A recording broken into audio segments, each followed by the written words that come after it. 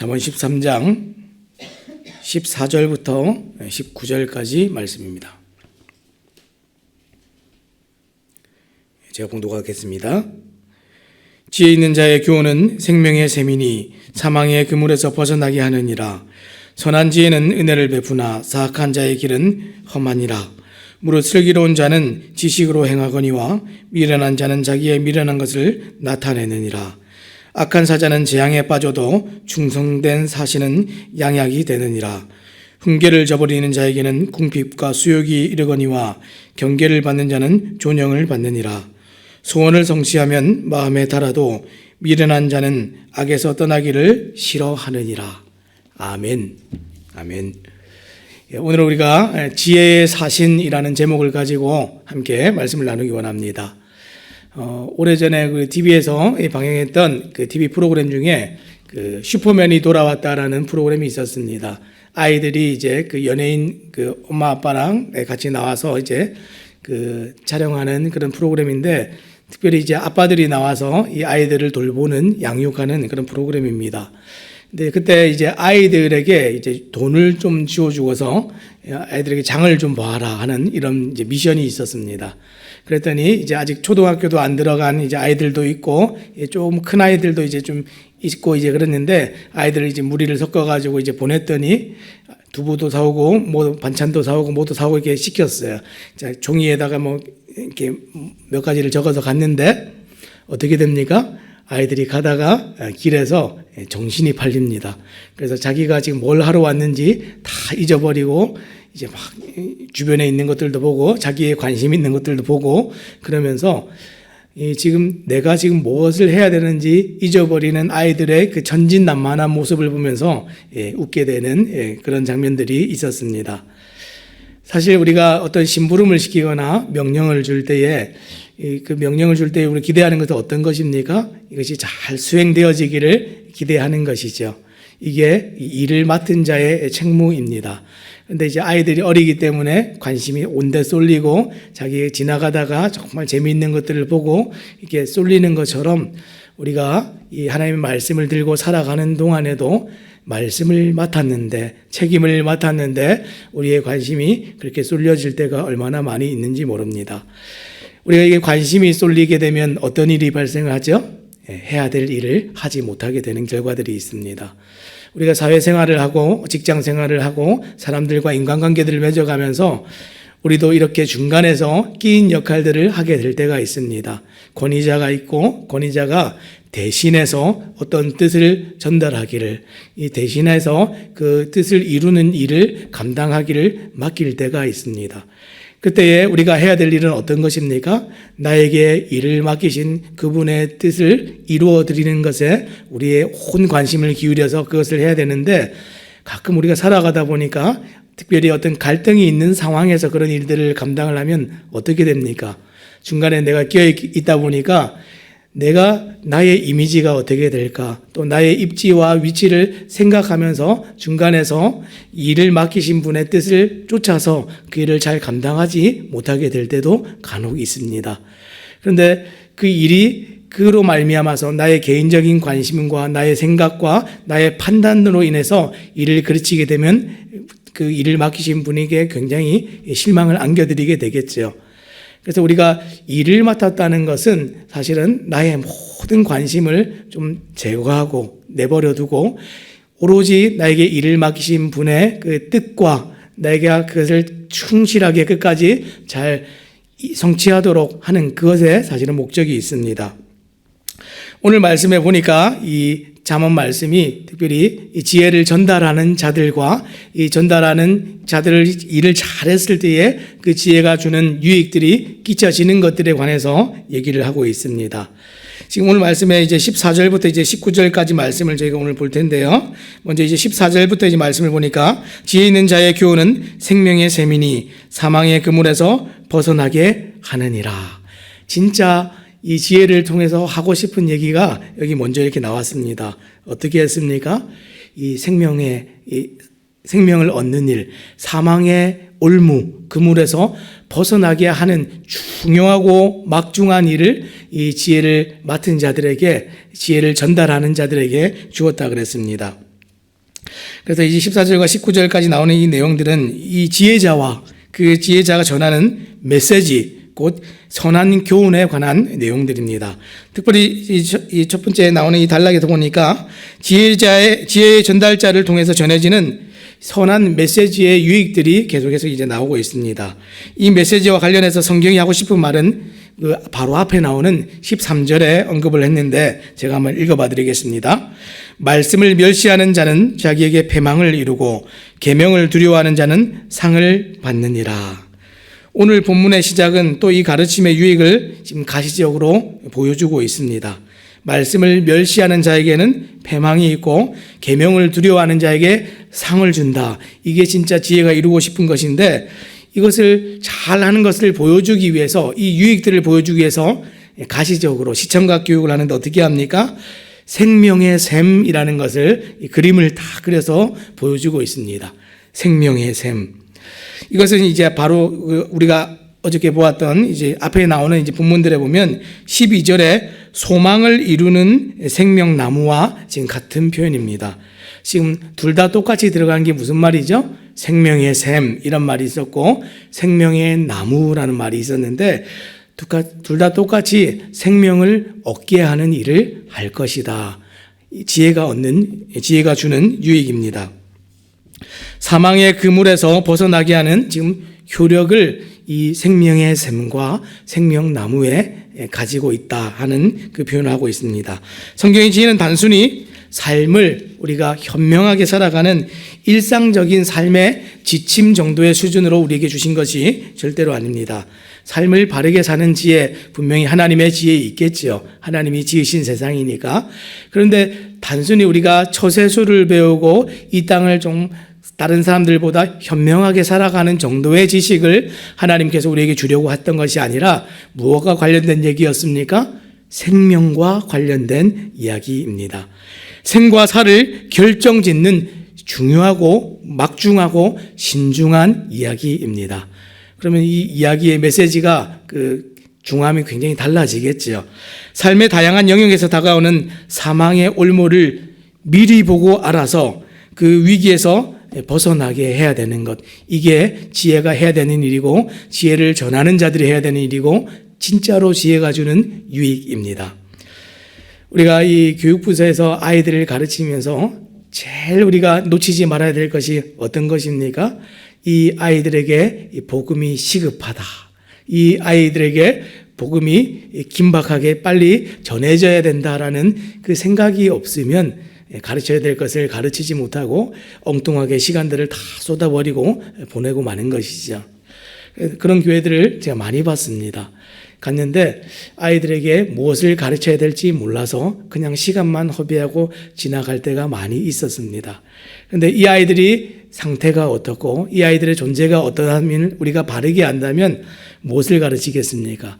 반드시 생명과 관련된 일을 제일 먼저 가르치고 그 다음에 나중에 덜 시급한 것들을 가르치겠죠. 우리가 이 땅을 살아가는 동안에도 마찬가지죠. 언제 이 땅의 삶을 끝낼지 알 수 없는 우리들입니다. 제가 주중에 이제 신방전화를 해보니까 지난주 동안에 이제 담임 목사님 설교가 사람들 가슴에 많이 이렇게 남았어요. 그래서 나이가 든 사람이든지 좀 젊은 사람들이든지 할 거 없이 삶을 돌아보게 되는 일들이 있었는데 이 삶을 돌아볼 때의 핵심이 뭡니까? 우리가 언제 갈지 알지 못하기 때문에 삶의 귀중함과 또 이 복음의 긴박함과 이 모든 것들이 다 살아나고 신중해지고 무거워지는 것이죠. 이 사망의 모든 권세와 영향력에서 지금 벗어나게 해주는 것이 이 지혜의 말씀에 있는데 어떻게 벗어난다 그랬습니까? 지혜의 사신을 통해 들려주시는 그 말씀대로 할 때 안전할 수가 있습니다. 그래서 오늘 우리가 15절부터 이제 19절까지의 말씀을 어떤 것입니까? 말씀의 지침대로 하는 것, 그리고 말씀의 그 지침대로 하지 않은 것의 그 차이를 계속해서 극적으로 이렇게 보여주고 있습니다. 그래서 뒤에 나오는 내용들은 다 똑같습니다. 지혜의 말씀대로 하면 이렇게 되고 지혜의 말씀대로 하지 않으면 이렇게 패망하게 된다 하는 내용을 대조적으로 계속해서 보여주는 내용이 오늘 15절부터 19절까지의 내용입니다. 핵심이 무엇입니까? 말을 잘 듣는 것입니다. 그래서 특히 15절 말씀은 그 말씀의 지침을 이렇게 표현합니다. 선한 지혜 이렇게 표현했습니다. 제가 15절 말씀을 다시 한번 읽어봐 드리겠습니다. 선한 지혜는 은혜를 베푸나 사악한 자의 길은 험하니라. 아멘. 여러분, 이 성경에서 우리가 선하다라는 표현이 많이 나오는데 하나님이 선하시다. 예수님께서도 나는 선한 목자요 이렇게 표현하는데 선하다는 게 무슨 의미입니까? 우리는 선하다 그러면 선과 악을 떠올리며 착하다, 의롭다 뭐 이 정도로 생각을 하는데 성경이 선하다 이렇게 얘기할 때는 완전한 것을 선하다 이렇게 얘기합니다. 하나님의 완전함을 얘기할 때 그 완전을 표현하는 것이 선입니다. 그래서 흠이 없는 완전함을 뜻하는데 우리의 앞날을 예견하고 아는데 어느 정도 지식으로까지 압니까? 완전하게 하는 겁니다. 이 선한 지혜라는 것은 성경이 하나님의 생명의 샘으로부터 나오는 지혜는 불완전함이 없고 실수가 없고 우리가 수치와 확률을 따르는 예측이 아니라 그분의 말씀 그 자체로 법이 되고 온전하고 틀어지지 않는 완전한 법, 그것을 이 선한 지혜 이렇게 표현을 했습니다. 그리고 이 지혜는 어떤 지혜입니까? 전하는 자가 없으면 알 수도 없는 그 생명과 사망의 법을 어떻게 알려줍니까? 은혜로 주셨다 그랬습니다. 우리가 스스로 알 수 없는 것이기 때문에 하나님께서 은혜로 각 사람들에게 풍성하게 나누어 주시는 것이죠. 하나님께서는 더 정확하신 분이 아닙니다. 더 정확한 것이 아니라 완전히 정확하신 분이시죠. 우리 하나님께서 우리보다 조금 더 나은 지혜를 가지신 것이 아니라 완전한 지혜를 가지고 계신 분이 우리 하나님이십니다. 그래서 완전하신 그 지혜를 가지신 그분이 이 지혜자들을 통해서 하나님의 지혜를 얻은 이 사신들을 통해서 그 주시는 지혜, 이 지혜는 사람의 지혜가 아니라 하나님으로부터 오는 생명의 샘과 생명의 나무로부터 오는 진짜 지혜입니다. 그것이 정말 하나님으로부터라고 우리가 알아지고 인정된다면 듣는 것이 당연한 것이겠죠. 우리는 그저 믿고 그 리스트대로 따르기만 하면 됩니다. 우리가 이것이 옳으냐 그러냐 그것을 생각하는 것이 아니라 우리보다 좀 더 나은 지혜로부터 온 것이 아니라 완전한 지혜로부터 우리에게 온 것이기 때문에 우리는 그저 따르기만 하면 됩니다. 그러면 그 유익과 상이 그대로 우리의 삶에 부어지게 되겠죠. 쉽습니까? 어렵습니까? 쉽죠. 근데 우리는 어린아이들이 이 명령을 받아서 가면서 곁눈질 하는 것처럼 말씀을 맡았어도 곁눈질하고 말씀을 가르치고 지키도록 듣게 하는 자들이 있음에도 불구하고 곁눈질 할 때가 얼마나 많이 있는지 모릅니다.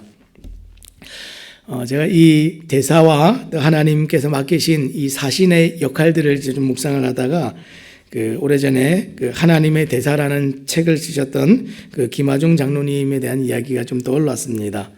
이분이 하나님의 대사라는 책을 썼는데 실제로 이분이 대사로서 일을 하셨던 분이세요. 김하중 장로님이 이제 김대중 대통령, 노무현 대통령 시절에 중국 대사로 최장기 근무를 하신 분입니다.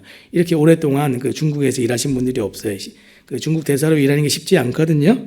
근데 7년 1개월 동안 일을 했습니다.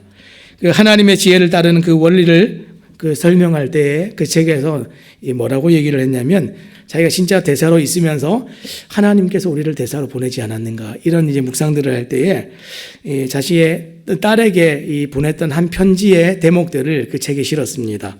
이 손녀가 아토피에 걸려 있었는데 그 아토피를 좀 탈출하려면 인생의 경험과 지식을 통해서 이렇게 하면 좋겠다 하고 아버지가 이제 편지를 손수 써서 보냈습니다.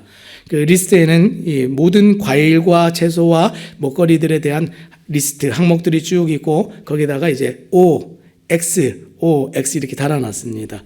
그래서 그 표시대로 순종하도록 딸에게 그 편지를 보냈는데 순종한 그 딸이 그대로 이 손녀에게 먹여서 그 뒤로 손녀의 아토피가 거의 이제 낫게 되었다 하는 이야기를 그 책에 이렇게 실었습니다. 하나님께서 우리에게 말씀을 주실 때에 인생을 사는 조금의 지식을 가지고 유익을 가지고 또 가이드를 하는 것이 아니라 온전한 지식을 가지고 인생을 지으신 하나님께서, 세상을 지으신 하나님께서 리스트를 쫙 뽑아서 이 잠언의 말씀처럼 이렇게 가르쳐 주십니다. O, 여기는 X, 해야 될 것, 하지 말아야 될 것. 자, 그럼 우리는 그거 보고 오니까 이건 열심히 하고, X 돼 있는 건 절대로 하지 않도록 하는 것, 이렇게 살아가는 것이 우리가 하나님의 말씀을 쫓아서 살아가는 태도이고 방식입니다. 쉽습니까? 어렵습니까? 쉽지요. 근데 우리는 왜 그렇게 하나님 말씀 쫓는 것이 어려운지 모르겠습니다. 우리 하나님의 지혜는 완전한 유익입니다. 그래서 듣는 자는 잘 듣고 따라야 하고, 먼저 들은 자들은 또 어떻게 됩니까? 하나님의 대사가 돼서 잘 전해야 됩니다. 그래서 17절 말씀에 오늘 우리가 좀 핵심적으로 보고 싶은 말씀인데, 17절 말씀 함께 보겠습니다. 제가 읽겠습니다. 악한 사자는 재앙에 빠져도 충성된 사신은 양약이 되느니라.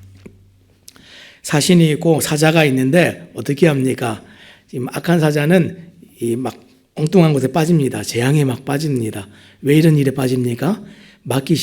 일을 맡기신 분의 그 뜻과 마음을 잘 헤아리지 못하고 자신의 판단대로 일을 처리하면 이렇게 망하게 되는 겁니다. 그런데 충성된 사신은 어떻게 합니까? 양약이 되느니라. 유익이 된다는 얘기입니다.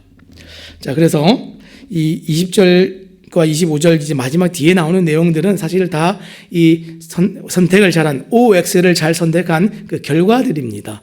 그래서 그 결과들에 대한 이야기들은 나중에 이제 오늘 이제 한번 읽어보시면 될 것 같아서, 오늘 우리가 이 사신의 역할들을 감당하고 사신의 역할들을 감당하는 자들의 이야기를 어떻게 잘 듣고 살아야 되는가, 여기에 좀 초점을 좀 맞춰 보겠습니다. 사랑하는 여러분, 여러분의 인생을 하나님 지으시고 다스리는 세상에서 그분의 통치 질서와 법 아래 살아가는 인생입니다. 동의하시죠?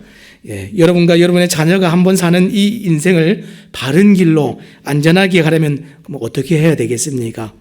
유일한 통치자이신 하나님께 묻고 지혜의 사신으로 하나님의 대사로 살아가는 자들에게 삶의 지침을 물어가면서 그렇게 인생을 살아가야 됩니다. 인생의 지혜, 그것은 그 사람들이 인생을 살았던 시간에 비례하는 것은 절대로 아닙니다. 인생을 지으신 하나님께 나가고 하나님의 지혜를 구하고 하나님의 지혜를 가지고 있는 자들에게 물어야 바르게 갈 수가 있는 것입니다. 또한 이 땅을 성도로 살아가는 여러분 모두는 세상에 파송된 지혜의 사신으로 하나님의 대사로 또 살아가야 됩니다. 모든 그리스도인들은 우리가 복음으로 말미암아 하나님을 인격적으로 만나고 날마다 그분의 지혜의 말씀을 가지고 소유하고 살아가는 자들입니다. 그렇다고 한다면 우리가 대사로서 이 땅을 살아갈 때에 대사의 능력은 또 어디에 있습니까? 대사의 능력은 보내신 자의 뜻을 전하고 그 뜻을 온전히 이루도록 가서 잘 물어보는 겁니다. 이 일을 잘 감당하다가 헷갈려요. 잘 모르겠으면 어떻게 합니까? 일을 맡기신 분에게 가서 저에게 일을 맡기실 때 의도가 이런 거였지 않습니까? 맞습니까? 제가 잘 이해를 했습니까? 일을 그르치기 전에 가서 다시 한번 물어보는 것이 지혜로운 것입니다. 다시 한번요. 하나님의 대사로 살아가는 이 대사의 능력이 어디에 있습니까? 가서 묻는 것에 있습니다. 기도하시기 바랍니다. 우리가 인생을 살아가다가 정말 지혜가 부족할 때에, 공고할 때에, 어려움이 찾아올 때에 어떻게 합니까? 기도하시기 바랍니다. 삶의 대소사를 하나님께 묻고 순종했을 때 사람의 힘으로 감당할 수 없는 그 일들을 하나님이 역사하셔서 이루는 것들을 보시게 될 겁니다. 이 악한 사자는 재앙에 빠져도 충성된 사신은 양약이 된다, 그렇게 얘기했습니다. 그리스도인 부모로서 또 살아갈 때에 이 충성된 사자의 역할을 잘 감당하시기 바랍니다. 대사의 능력은 여러분들의 재능의 출중함과 그 여러분들의 뛰어남에 있지 않습니다. 세상에서 입지적으로 유능한 위치에 있거나 재물이 많고 적음에 우리가 하나님의 대사의 역할을 감당하는 일이 있지 않습니다. 우리가 부모로서 또 대사의 역할을 감당할 때 이 부모의 유업과 물려줘야 될 유산을 결정짓는 것은 이 땅에서의 성취나 재물에 있지 않습니다. 여러분들이 자녀들에게 무엇을 물려주기 원하십니까? 여러분의 유산은 날마다 우리에게 이 부모라는 이 권위를 부여하신 분을 인정하면서 날마다 살아가는 것, 삶에서 하나님이 계시고 나의 윗권위에 하나님께서 나에게 맡기신 대로, 명령하신 대로 엄마 아빠는 그렇게 살아간다 하는 것 자녀에게 그렇게 잘 보여주시면 그게 유산입니다. 그래서 그분의 메시지와 뜻을 잘 드러내는, 빚어내는 여러분들의 삶의 오늘 하루의 그 성품에 하나님의 뜻을 잘 반영하는 것들이 있습니다. 예수를 알므로 새롭게 빚어진 여러분의 그 성품은 어떤 것입니까? 그저 여러분이 이 땅에서 교양 있게 여러분들 스스로 열심히 개발한 인격 수양, 그런 것이 이 성품이 아닙니다. 성경이 오늘 우리에게 얘기하는 성품은 오늘 하루 일신상의 어떤 대가가 따르더라도 하나님의 기준에 그 옳은 길을 선택하고 결정하고 따르기를 우리가 늘 바라는 그 의지, 그것이 진짜 하나님께서 우리에게 요구하시는 성품입니다. 그 프로미스 키퍼스라는 그 약속을 지키는 사람들이라는 이 단체를 창설한 빌 맥카트니는 이렇게 얘기를 했습니다. 아내의 얼굴을 보면 그가 어떤 남자인지 알 수 있습니다. 그가 아내에게 주었거나 주지 않은 것이 아내의 얼굴에 그대로 묻어납니다. 사랑하는 여러분, 여러분의 가족들의 얼굴에 충성된 사신으로 여러분이 살아낸 그 흔적들이 다 남아 있습니다. 오늘 하루 자녀들의 얼굴과 남편과 아내의 얼굴을 한번 살펴보시기 바랍니다.